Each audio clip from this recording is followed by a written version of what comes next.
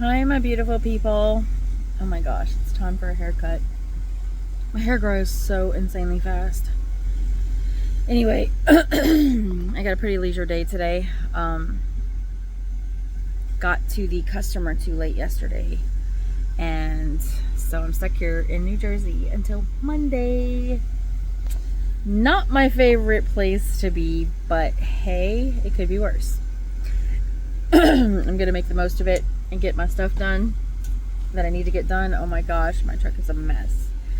Anyway, today I want to talk about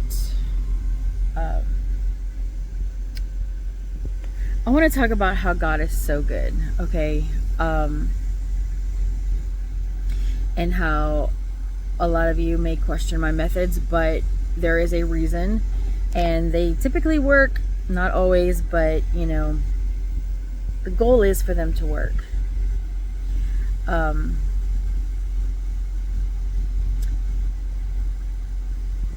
When I first experienced this situation with Greg and I last week, 2 weeks ago, God, I don't even know.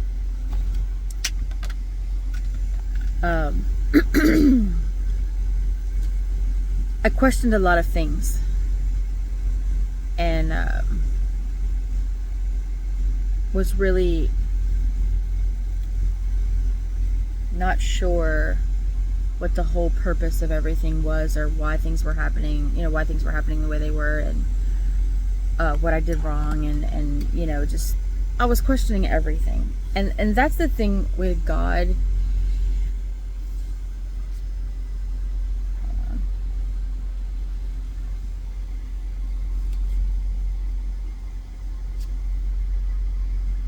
God doesn't always work the way that makes sense to us. And this is one of those things, okay? Like, I felt like my whole world was... Hold on. Okay. My body stops cooperating with me when I do these videos. But anyway, I felt like my whole world was tumbling down, and it really sucked. I'm not gonna lie. But the wonderful thing is that God promises that whenever things come against us, no matter what it is, good or bad, He works all things for the good of those that love Him and are called to His purpose. Romans 8:28. And I know that to be true in my life because He's done it time and time and time again. Okay. And honestly, especially with the bad stuff, okay, because we expect the bad things to destroy us, and in every situation that I've ever experienced, it's always brought me closer to God, made me a better person. I learned a valuable lesson. I gained knowledge that I didn't before. I learned how to help other people through it. I mean, there's so many things that you can gain from negative experiences, or what we perceive to be negative experiences. I don't believe that God sees any experiences as negative, because literally He uses every single experience to our benefit, and He is in control. So there's nothing negative about it in His eyes.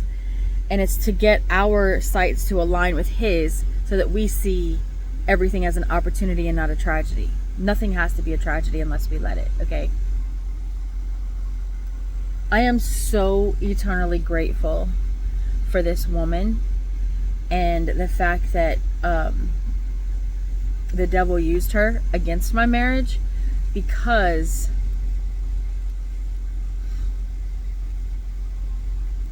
Greg and I have both been bound for so long. I won't say it's just Greg, because I've been bound too with pride.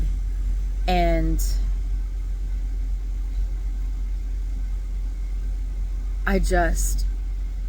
we both needed a wake-up call, okay?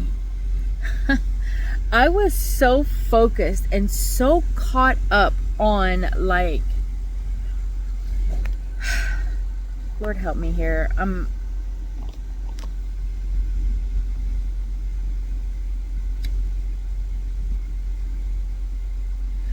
We can lose focus easily when we focus on the thing instead of focusing on God.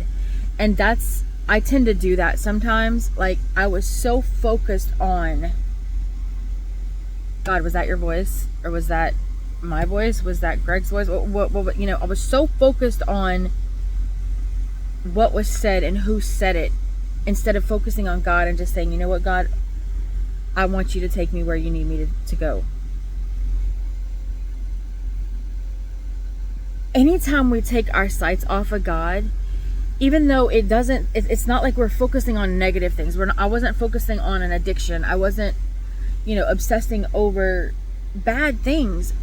It still can be a bad thing. Like, if the moment we take our sights off of God, it's never a good thing. And that's what the devil wants us to do. He wants us to focus on the problem and not the solution, which is God. And every time I've ever done that, it's always blown up in my face. But I serve a graceful and loving God that always brings me back. And I'm so grateful for that. And honestly, like, it seemed like it was the beginning of the end for us, but really it was the beginning of the beginning. And I'll tell you why. Because Greg was stuck in his rut, and I was stuck out here. And I was like, basically, we were just building a wall between us, and that was thicker and thicker and thicker with each day. And neither one of us wanted to be apart. Neither one of us wanted that wall between us, but because we allowed pride to get in the way, we kept doing this. And this is why it is so critical that you have 3 people in your relationship and not just 2. Okay? Because I'm gonna tell you something. All right?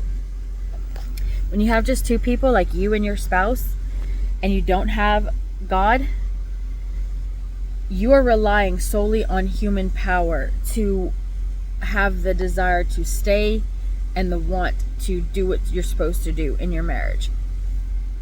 And there's times when one of you wants to quit and the other one doesn't, but there's also times when you both want to quit. And if you don't have God as the third person, because God will never quit on you, okay? And he'll also never let you quit each other, even when you want to. Those of you that have been with us from the beginning have seen this roller coaster ride that we have been on, okay?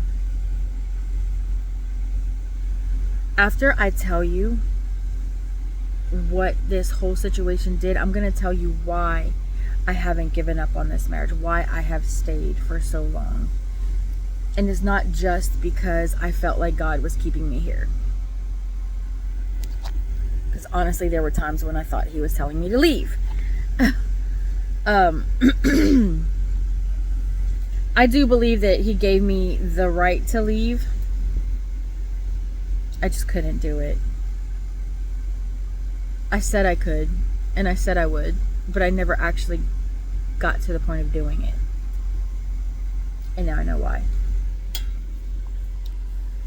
So anyway, this whole situation really woke us up, and it helped me to realize that I need to get my head out of my arse and back into the game. And it's driving me nuts. I don't like the reflection of the glasses or whatever, but anyway,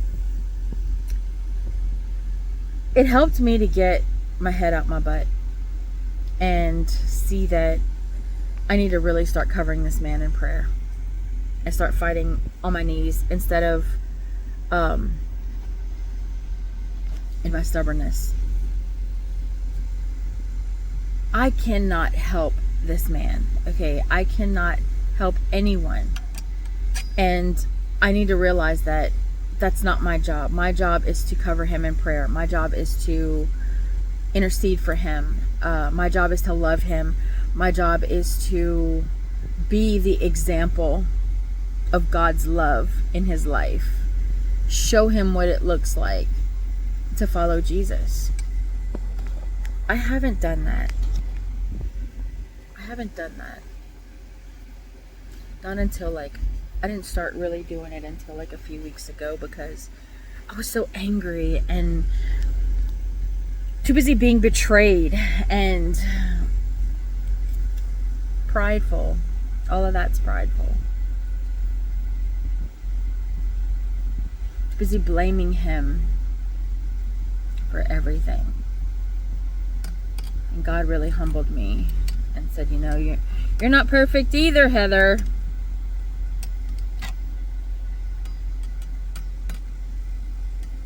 You know, when people tell you you're wrong, you can argue it. But when God tells you you're wrong, you have to suck it up and swallow it, because he's not wrong.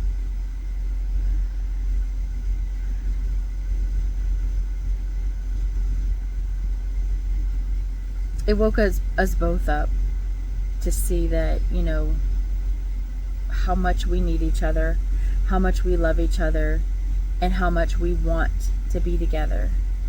And that neither one of us is ready to quit. Which is amazing to me. That is a miracle in and of itself, because the shit that we have been through, okay, like the literal shit that we have been through, and we're still here, like we're still madly in love with each other, like he is still my favorite person. I cannot imagine life with anybody else, and believe me, I have tried. I have tried picturing like being with someone else. You know, I even drew up a list of the perfect guy for me. Okay, that everything that I want, every single thing that I want. And I'm like, let's say that God gives me this person, and it just, I don't want that. I don't want that. I want Greg. I want Greg and everything that he is, everything that he has, even the bad shit. Like, he challenges me in ways that I've never been challenged before, and he pushes me to my limits. God, he pushes me to my limits. But in order to be with him, it forces me to have to be the best version of me, because it doesn't work any other way. And that is very difficult, because sometimes I just want to be a bitch, you know, because I feel like I've earned it. You know what I mean? Like, he deserves me to be a bitch to him right now. But it never works. It never works. And it always makes things so much worse, and then I feel like crap afterwards.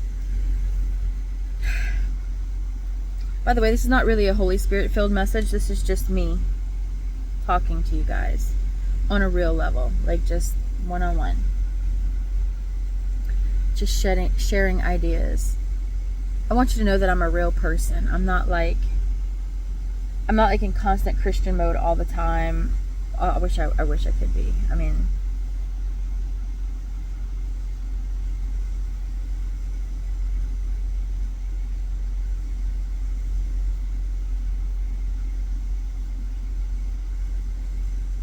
when I met this man, like,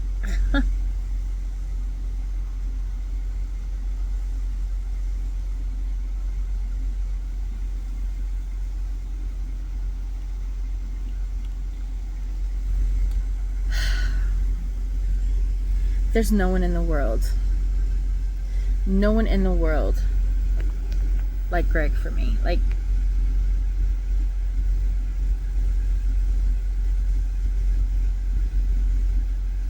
when I say I was drawn to him like moths to a flame, like,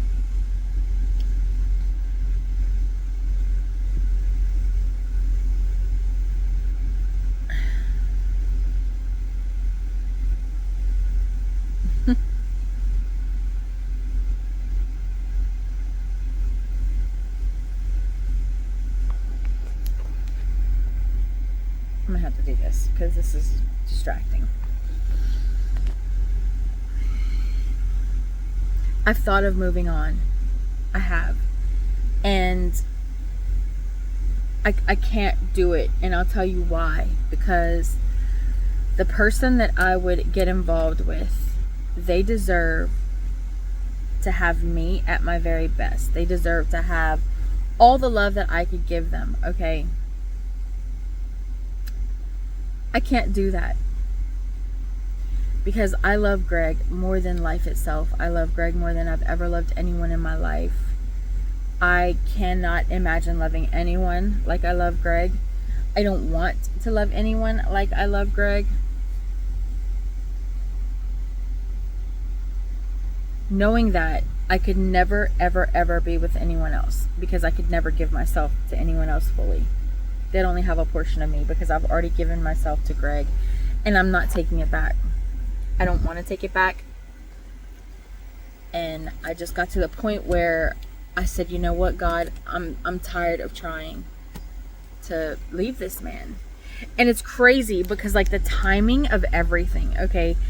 Right before this whole situation blew up with this girl at his work, okay, I literally told God, I confessed to him, I was like, God, I'm done trying to fight it. I'm done. I can't find a comfortable place to be, so I'm just gonna leave him on, whatever. I'm done fighting it. I'm done trying to leave this man. I'm gonna give this marriage to you, and I'm gonna love him for the rest of my life. I made that vow when I met him. I meant it. Whether we were to be together or not, I don't know. There was just something inside me that woke up. When I met him, it just sparked, and I was like, I'm gonna love this man for the rest of my life. And I don't care if I have to love him from a distance. It satisfies my soul. It makes me feel good to love this man.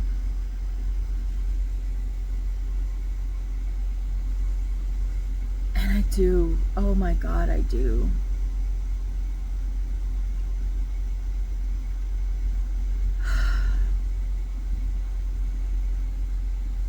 Like, besides Jesus, like, Greg is all I think about. Like, every single thing that I do out here, like, I've tried to, like, not think about him. I've tried, it always points back to him. Every experience I ever have, like, I just want to be with him. I miss him so much. So much. Oh, I miss him so much. It hurts. I cannot wait to touch him again. I cannot wait to hold him again. I cannot wait to smell him, to feel him next to me, to hear his heartbeat, to feel his breath on me. Like, I miss him so much.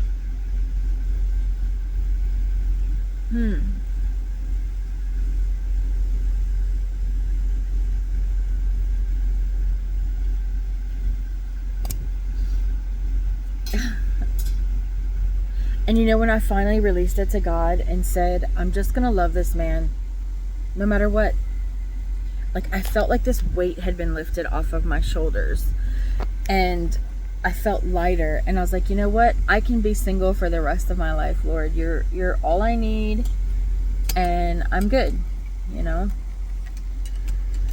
Now, if he had ever actually been with another woman, I don't know, I probably would have lost my life. Not like literally, but lost my mind. But I honestly didn't believe that he was doing anything wrong with this woman. I didn't question it until he kept defending her to me and putting her above me. And I was so angry and so hurt and so betrayed. And then that's when God spoke to me and said, Heather, the devil has him. He's bound. That is why he cannot see the truth. And, like, no matter what, I tried so hard to just say, screw it. I don't want this anymore. I don't care. I must have told myself I don't care probably 10 times. And I couldn't say it and actually genuinely believe it.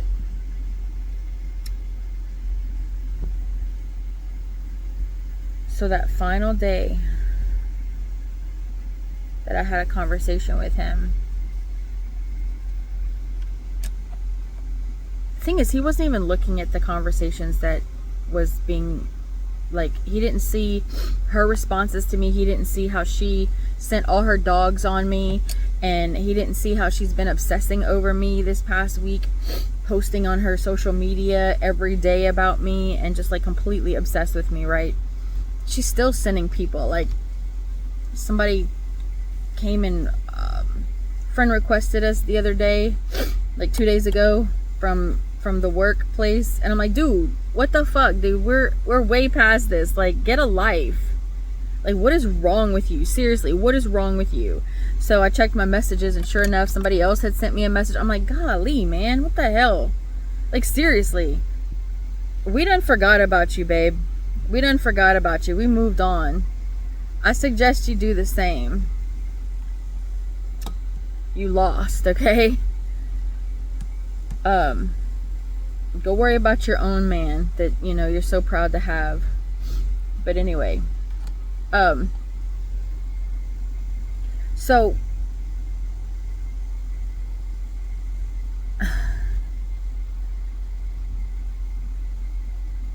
right after I told God that I had accepted this, that, you know, I'm just gonna love this man for the rest of my life, it's fine, that's when all this stuff blew up. And at the time, it didn't make sense to me, because again, it felt like my whole world was collapsing. But now, looking back, and see, one of the things Greg had said was that he believed that God gave him this job, and I'm like, why would God put you in a den of vipers? I get it now. I get it. Okay. When you refuse to accept God, and you keep telling him over and over again that you don't want him, the judgment that he gives you, okay, is that he takes his hand off your life, and he's like, he gives you what you want. Look at America right now. We're experiencing judgment in America. America has told God that they don't want him anywhere. So he has taken his hands off of America. And what you see is the judgment. Okay. That's what I truly believe. And that's what happens. And that's what happened here. So he was completely exposed. And the devil did capitalize on that. But in doing all of that, God used what the devil meant to be against us for us, and it got us to stop fighting each other against each other, and got us to fight with each other against the enemy. And let me tell you, it was a fight. Oh my God, it was a fight. The devil was not letting him go easily. But look, y'all, here's the bottom line, okay? The bottom line is this. I love that man. When I say that I love him, like, it's not just something that I say. It is because literally he is the best thing that has ever happened to me. And I cannot give up on him. And here's why, okay? Here's why. It's not just about love. Take love out of it, okay? Which, I mean, that's the basis. That's the foundation. But this man was never given a chance growing up. He was never taught anything valuable growing up about life, about relationship, about responsibility, about being a man, about nothing, okay? All of his basic needs were met. None of his emotional needs were met ever. Like, to this day, you know, and that's the same kind of relationship I had with my parents. I wasn't taught anything valuable. I was taught how to clean a house. I was taught right from wrong, but as far as for like what love looks like, what I'm supposed to do as a wife, what type of man I'm supposed to marry, being a Christian, none of that was shown to me. I was never accepted for who I was. I was never loved for who I was. I was always criticized for every single thing. Whether it was good or bad, I was criticized. Like, I could never do anything right. Never. To this day, I can never do anything right. So I've quit. I don't care anymore. I don't care anymore. Clearly, I'm never going to be a part of that family. I've accepted it. I've accepted it. That's not my family. It's whatever. I spent so much of my life trying to prove myself to my family, and so did he. And I just cannot turn my back on someone that has had the same life experiences that I did and wasn't given the chance to really be who he needs to be, you know? And I'm gonna tell you, like, the first 12 years of this marriage I spent being angry with him, letting resentment be the ruling factor in my life. And it has caused more death and destruction in this marriage than what he did. Like the way he treated me and stuff. Because God held me to a different standard because I knew better. I mean, he was wrong in the ways that he handled things too. Don't get me wrong. We were both wrong, equally wrong. But I'm just saying, I can only speak for my part. I'm not going to speak for his part. All I know is that neither one of us has ever truly, I mean truly, given each other a chance. He stayed closed up to me the entire marriage. I kept fighting him because I kept bringing so many expectations to the table and saying, well, if you loved me, you would be this way. If you loved me, you'd do this. If you loved me, you'd say this. If you loved me, this, da da da da da da. And all that did was put pressure on him to be something that he couldn't be. And I do believe that this time apart has been necessary. And I believe it took a lot longer because Greg and I are so unbelievably stubborn. But we're finally here. And I am so very excited about what the future holds for us. And I'm also scared because I don't trust myself.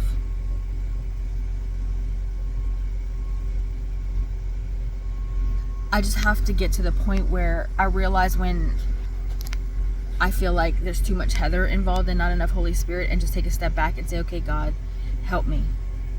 Get me back to you. Because before, I would just allow myself, my flesh to take over, and the feelings and the emotions behind it. And that's always where I go wrong, is when I allow my emotions to get the best of me, and instead of trusting and responding in faith. I did the same thing with my children.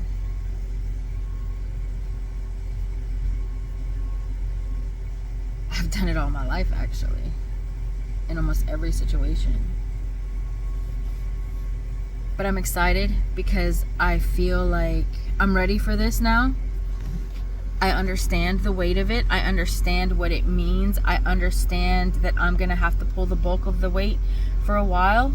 I understand that I'm going to have to be the example. I understand that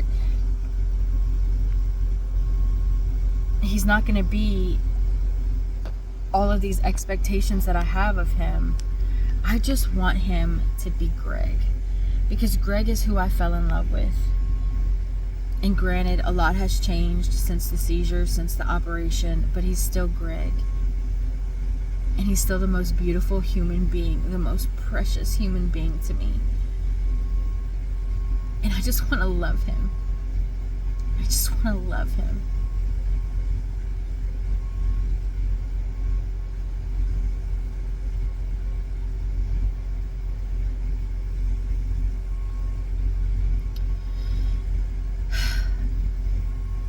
Anyway, I hope that made sense. And I'm not going to take up any more of your time, but I do appreciate you all staying this long and coming on this journey with me and Greg, and I look forward to having him on the truck with me. Let's see, what is today? The 9th.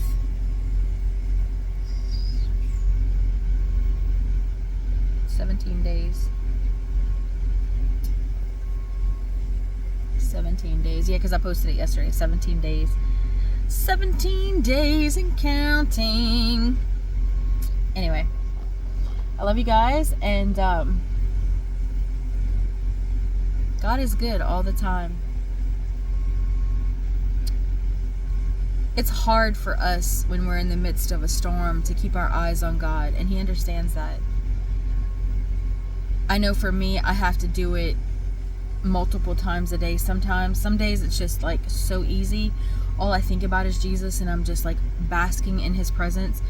And then like the last week or so, I've just been so distracted with things going on at work. And just, I've got to get myself straight. And then the chaos in this truck is the messiest it's ever been. I've never fully moved into this truck. And, to be honest, with the stuff that's been going on at work, I've been scared to actually get comfortable in this truck, because I worry that as soon as I get comfortable in this truck that, you know, I'm gonna have to switch jobs or whatever. I don't know, but I've got to stop living in fear. I've got to stop allowing fear to guide my decisions and my actions, for sure. And I've got to start walking in faith more.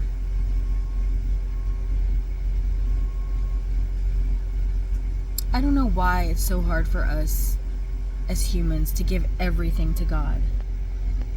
Like some things, like my finances, no problem. My work, no problem. And it's just like, why can I give you these things, Lord? These 5 things or 6 things or whatever. But then these other things, I'm like, oh no, you know, I'm gonna hang on to these for a little while, knowing dang good and well that I'm not doing any good with them. I guess it's a part of the human condition. I know the human condition is we have to feel like we're in control of something. And we are. We're in control of our decisions.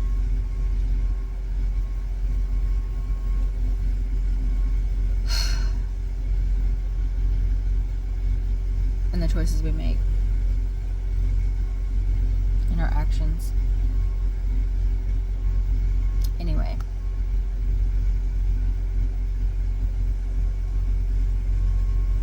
thank you for all the prayers. Thank you for all the love and support.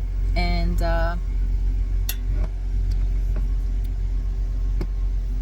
yeah, nobody said I was stupid for staying with him, and I greatly appreciate that.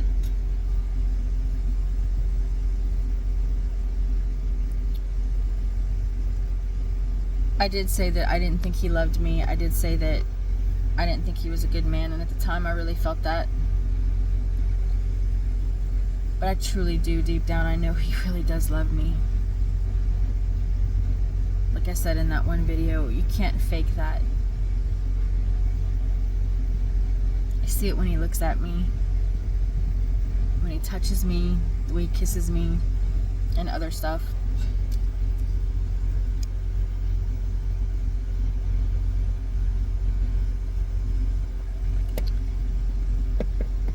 And I said he wasn't a good man. I mean, none of us are good. If we're going to be honest, none of us are good. There's only one that's good. But he's good to me. I just got to stop being so prideful. I haven't done everything I'm supposed to do.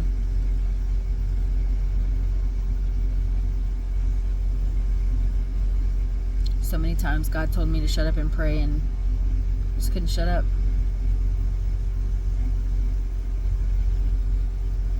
But I am learning to listen more. We got 2 ears, so we're supposed to listen twice as much as we speak. It's not easy. But I'm getting there. And anyway, I love you guys, and thank you. And as always, choose Jesus. I hope y'all have a wonderful weekend, and I will see you guys later.